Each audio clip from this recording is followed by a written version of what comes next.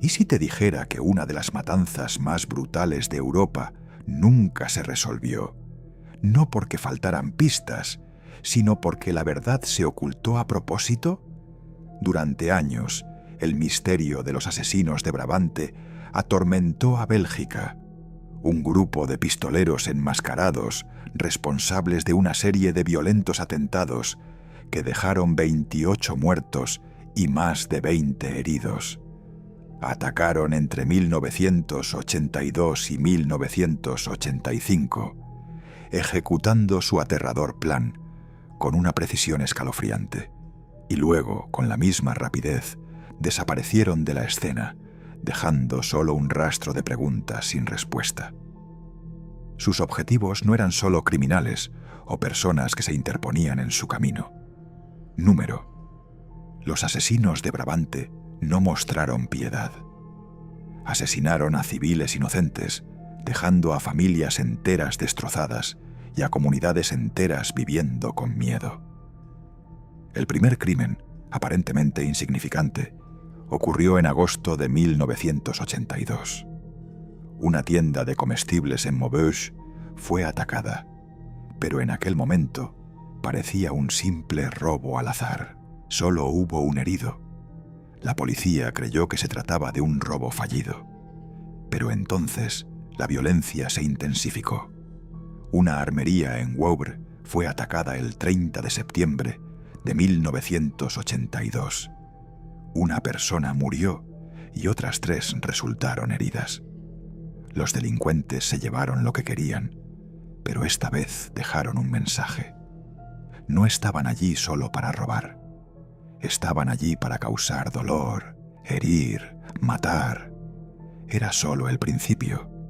Para cuando llegó 1983, los ataques se habían vuelto más frecuentes, más brutales, más impredecibles.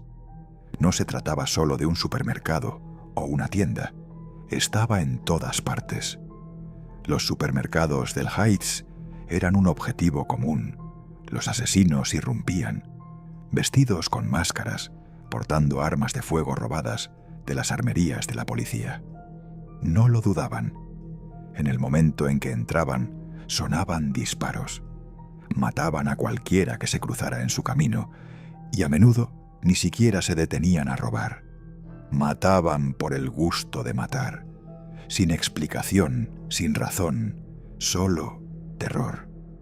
Quedó claro que este no era un grupo criminal común. Había algo más siniestro en juego.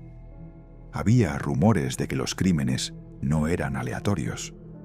Había rumores sobre operaciones militares, agendas secretas, teorías de que los asesinos no actuaban solos, que había algo más grande sucediendo entre bastidores. Para cuando ocurrió el ataque más infame, el 9 de noviembre de 1985, en Aalst, los asesinos habían dejado su huella en el alma de la nación. El ataque fue el más sangriento hasta la fecha. 8 personas murieron y 9 más resultaron heridas. Entre las víctimas se encontraba un niño de 9 años que esperaba en un coche fuera del supermercado, alcanzado por los disparos. Su muerte fue el punto de quiebre. No fue una simple baja más en la guerra contra el crimen. Fue la muerte de la inocencia, el último recordatorio de que nadie estaba a salvo. La nación estaba en shock, la gente aterrorizada. Nadie sabía quiénes eran estos asesinos y la policía no tenía pistas. Después de ese día, los asesinatos cesaron. Sin previo aviso, sin explicación, los asesinos desaparecieron. Pero la pregunta persistía. ¿Por qué? ¿Por qué se habían detenido?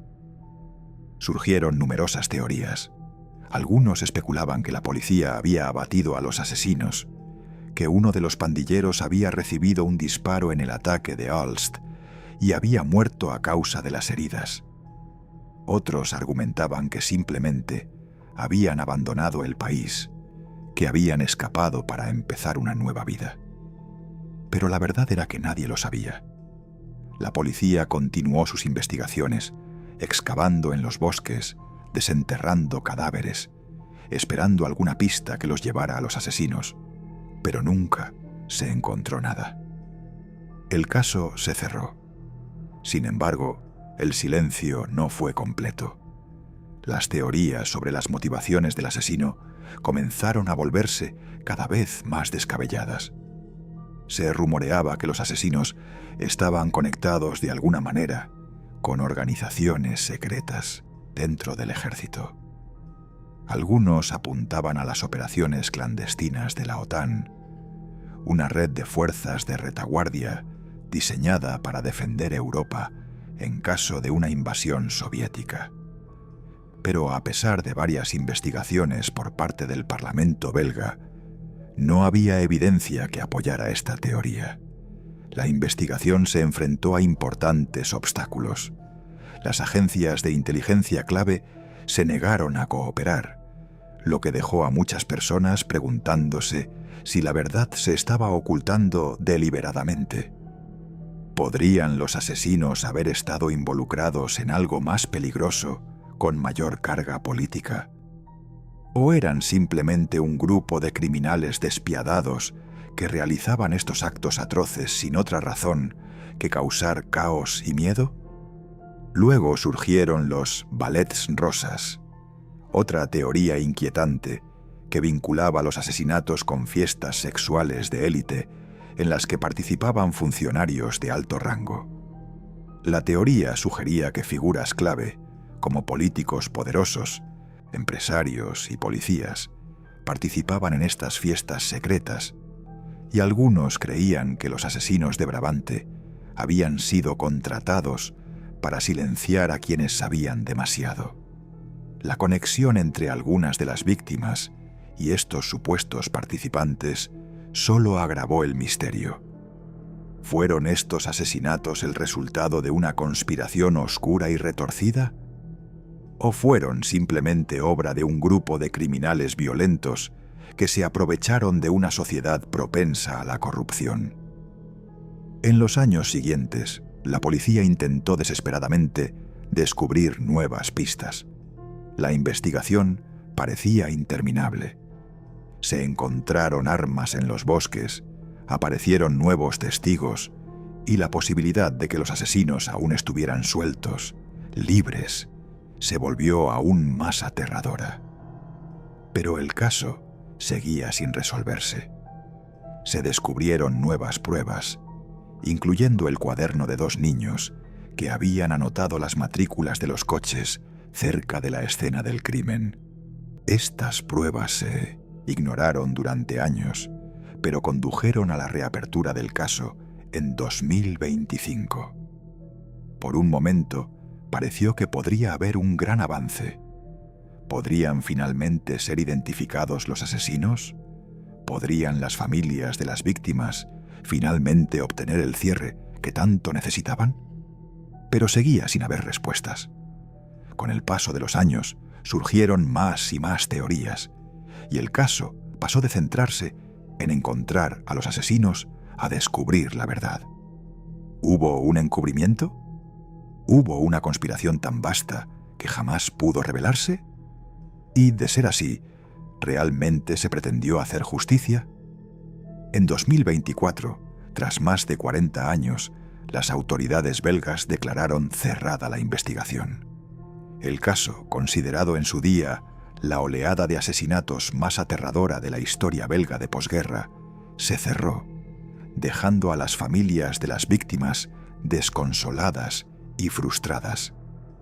Pero en enero de 2025, el caso se reabrió de nuevo, tras un avance que podría identificar a los asesinos. Pero para muchos es demasiado poco y demasiado tarde. Las preguntas siguen sin respuesta. El misterio sigue sin resolverse. Puede que los asesinos nunca sean capturados y las familias de las víctimas quizás nunca obtengan la justicia que merecen. Para algunos, este caso es un recordatorio de la oscuridad que acecha en las sombras, una oscuridad inexplicable. Y para otros, es un testimonio de lo mucho que se puede ocultar la verdad, de lo fácil que es enterrar la justicia bajo capas de mentiras, corrupción y conspiración. Esta es la historia de los asesinos de Brabante, un relato de terror, preguntas sin respuesta y un misterio sin resolver que ha perseguido a Bélgica durante más de 4 décadas.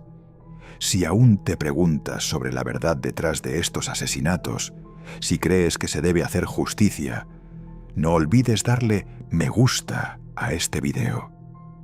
Que el mundo sepa que la historia de los asesinos de Brabante sigue siendo importante.